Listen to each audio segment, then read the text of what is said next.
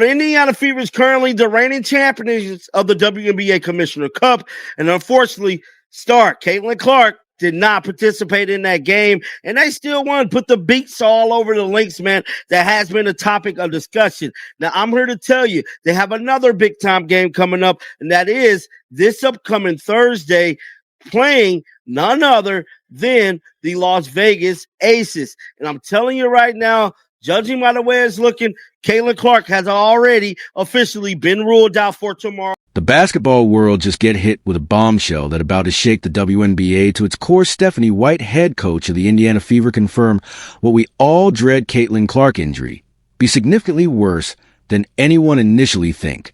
Has already been ruled out for Thursday night's game against the Las Vegas Aces. Stephanie White offering up some comments that has fans concerned this injury may be more severe than we were led to believe, have fans speculating that she's going to be held out all the way up until all. What started as a simple groin strain morphed into something far more serious, and the ramification already sends shockwaves through the league.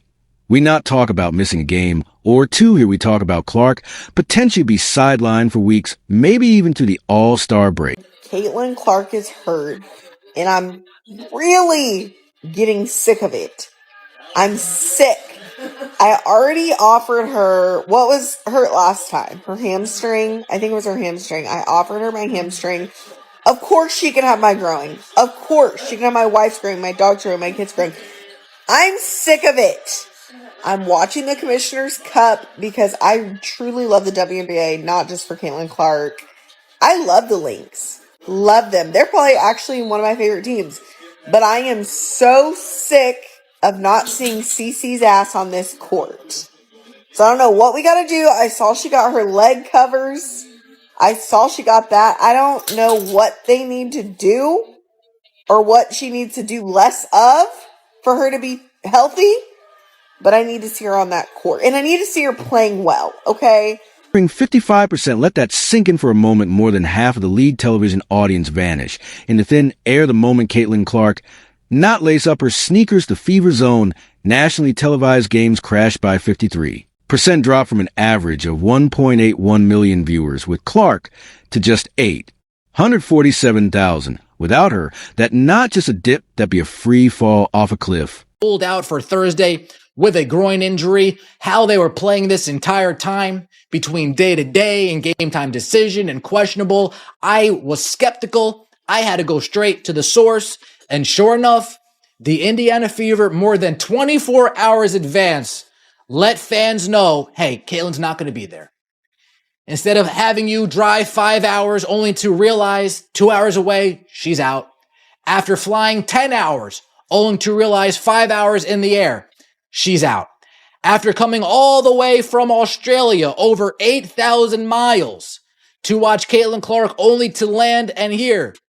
If you enjoy, please subscribe. The WNBA be in full-blown panic mode, and rightfully. So they spend decades trying to build a sustainable fan base. And then along come Caitlin Clark single-handedly, deliver the kind of viewership numbers that executives only dream about. Now she be gone, and the harsh reality set in. Without Clark, the league be back to square one. Games that should draw massive crowds echo with emptiness. The Commissioner Cup final, which should be a marquee event, have to proceed without their biggest star. It'd be like host a Super Bowl without the star quarterback. We see Caitlin down there. Is there anything new about her status or day to day? Is she going to be able to play tomorrow? No, she's going to be out tomorrow.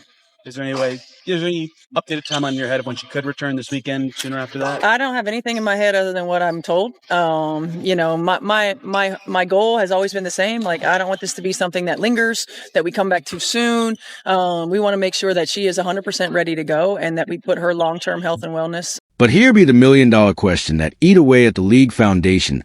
Why should fans continue to support the WNBA when the players themselves seem to despise their biggest star? The All-Star voting results reveal a shocking truth. Clark own peers rank her as just the 9th best guard in the league, despite her receive over 1.2 million fan votes, and lead the league in multiple categories. Dick Vitale, not mince words, call it absolutely pure jealousy, and point out that Clark be responsible for chartered flight salary increases sold-out crowds, and improved TV ratings. Even LeBron James have to step in and support posts criticize the way Clark be treated by her fellow players. And end this Caitlin Clark debate, man, because it is Caitlin the great one, and you make sure you recognize her as such, man. Listen here, her viewership, ticket sales, merchandise sales, no matter what she played, it's going out the roof. TV ratings going out the roof. I mean, she is making people think twice about women athletes. You know what I'm saying? She is an advocate for women athletes. I mean, it's making people wanting to invest more, man. The Caitlin Clark effect is real. Did you not see it in Iowa? You know, record-breaking ticket sales, record-breaking jersey sales, breaking records on the floor. I mean, what else do you want from this woman, man? This woman has given y'all her Caitlin Clark groin injury not be an isolated incident, but rather the culmination of sustained physical punishment that the WNBA neglect to address for months of performance, significantly declined since her return from a quad injury on June 14. In her last 3 games, Clark shoot a dismal 1 for 23 from three-point range, and her field goal percentage dropped to 27% turnover surge. To nearly 5 per game, these statistics indicate more than just a rough patch day. Suggest a player whose physical well-being be compromised her season low 6 points against Seattle, a game where her turnovers outnumber her points for first time in her career, now appear less like a slump and more like a about it being a game time decision these last couple games and being able to rule her out today. Is there any extra kind of concern about just, that little change in? I don't know if there's extra concern as more of like, hey, let's just maintain perspective. She wants to play. And she's working to play, and she has been working to play. And I think after, a few days, it's like, okay, we've got a little bit of time, thinking 5 games before All-Star break, we've got a little bit of time. So let's just ease her mind, even though she's antsy, and let's do this the right way and make sure that we're Caitlin Clark faced an alarming pattern of targeting this WNBA season, absorb an unprecedented 17% of all flagrant fouls, commit this not be coincidental 80% of these fouls originate from a single team, from Kennedy Carter blindside hit to the systematic targeting by the Chicago Sky, and the eye poke and shove sequence against Connecticut. Clark endure physical punishment that would end careers in previous eras. Despite this, the players responsible face minimal consequences, typically receive only fines or technical fouls. For instance, Marina Mabry, who deliver a devastating body check after Clark be poked in the eye, receive only a technical that be later upgraded to a flagrant with no suspension or real. Some respect, because can you imagine being the face of the league, the mental health that comes with that? And she still got that demeanor about herself, like nothing really phases her. Like, come on, man, she human. She gonna make mistakes. She gonna have bad games. But don't you see, no matter what she going through, she get up and go hard in the paint. The Caitlin Clark effect is real. Ain't no Paige Buckles effect. Ain't no Angel Reese effect. I mean, come on, man. I mean, it don't matter where she play at. She is the face of the league. I mean, this right here is uncomparable. I mean, Caitlin Clark, the away games, when her away games see more viewership than some of her home games. People coming to see Caitlin ever since she has entered the league, man. The ticket sales, TV ratings. The Caitlin Clark effect not be just about basketball. It be about cultural relevance. When she be on the court, the sport transcend its typical boundaries. Fans camp outside arenas for days just to catch a glimpse of her warm-up. Ticket prices soar to astronomical heights because people be willing to pay premium prices to witness greatness. She not just played basketball.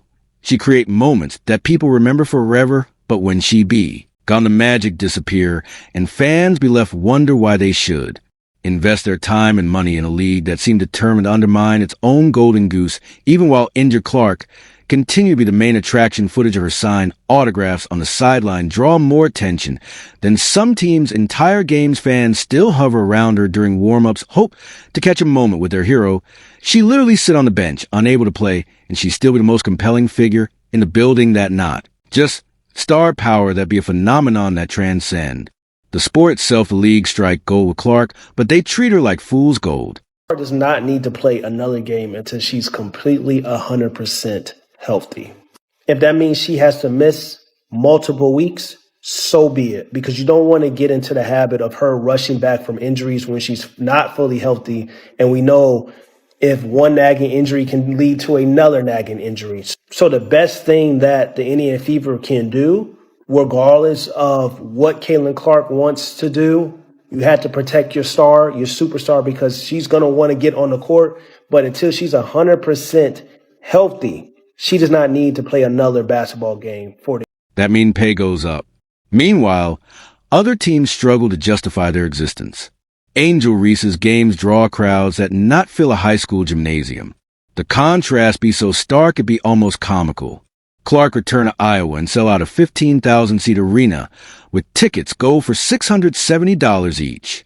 Reese does not fill seats even when they practically give tickets away. The brutal reality be that most fans not care about the other storylines, the other rivalries, or the other stars. They want to see Caitlin Clark, and when she's not available, they are not interested. The All-Star Game looms on July 19th, and there be genuine concern about whether Clark will be healthy enough to participate. She was named a captain and received the most fan votes in league history. But what could be that if she watched from the sidelines? The entire event will be built around her present schedule in her home city of Indianapolis. Without Clark, the All-Star Game risks being just another exhibition that casual fans ignore. The league's biggest promotional opportunity could turn into a massive disappointment. Talk, a lot of y'all reckon she coming for. She coming for him. At the end of the day, y'all can't stop nothing, bro. Y'all trying to beat her up and bruise her up and take her out the game and injure her, bro. We know what the motive is, dog. Like, don't nobody like that. I don't vouch for that. I don't like that. You hear me? Y'all not leading. Look, y'all need to get that out y'all heart. Cause that's some deep demonic stuff. The way y'all thinking and how y'all moving and having y'all little meetings and all of that and want to plot against this woman and her teammates that have her back. Y'all better leave her, Sophie. The WNBA need to take a long, hard look in the mirror and ask themselves some difficult questions. How do they let their most valuable asset become so vulnerable to injury? Why don't they do more to protect a player who is single-handedly responsible for the league's recent surge in popularity? The answer is simple. They be too busy trying to promote parity and equality instead of recognize that some players be simply more valuable than others. Clark, not just another player. She be the player. She be the reason the WNBA be relevant in mainstream sports conversation. The uncomfortable truth be that the WNBA have a Caitlin Clark problem, but not in the way most people think. The problem not be that she be too popular or too successful. The problem be that she exposed how mediocre the rest of the league really is. When you have one player who can single-handedly transform viewership numbers, attendance figures, and cultural relevance, it highlights just how much the league struggle without her.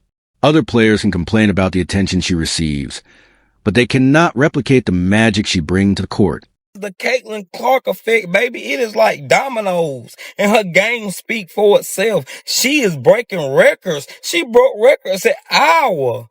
What more do y'all want from Caitlin, the great one? I'm telling y'all, in a couple of years, scoring title, record breaking assists, all that, man. Did you not see the All-Star votes? She had millions of All-Star votes. I mean, she gotta have more lovers than haters at this point. The Caitlin Clark effect is real. And man, it's making people think twice about women athletes, man, and women's sports in general. No matter who the athlete is, making big investors wanting to invest into women athletes, and that could be good for women athletes. That means pay going up.